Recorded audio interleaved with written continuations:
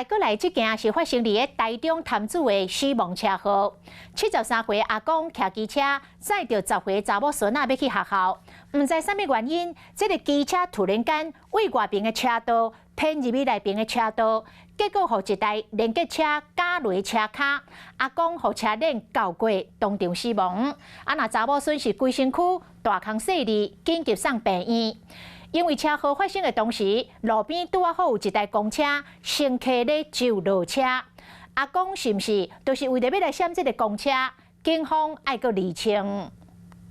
一台公车停伫咧路边，这个时阵，阿公骑奥多摆后壁载11岁查某孙，先骑过公车边啊，毋过毋知什么原因，向愈骑愈偏回内车道，回连结车的中段方向过去，结果奥多摆横交去连结车底，阿公横到死，11岁查某孙规身躯真侪所在挫伤，马上送去病院治疗。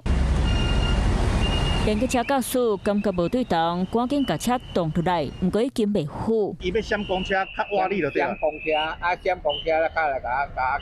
这件死亡车祸发生伫台中市潭水一间国小路口，当时公车停靠伫路边，互乘客上车落车。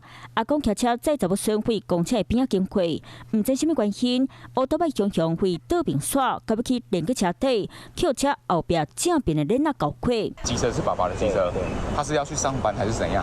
载小朋友上课。事故现场扣载查某孙粉红色的册包，佮安全无法拢散散落落，落伫咧涂骹。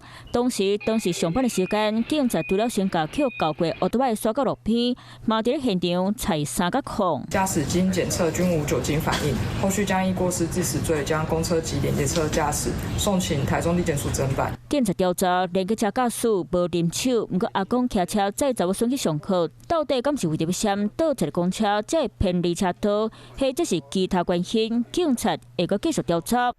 Hello， 我是林明瑞。想要抢先掌握最及时的新闻资讯吗？赶快订阅、按赞、开启小铃铛，锁定我们华视新闻的 YouTube 频道。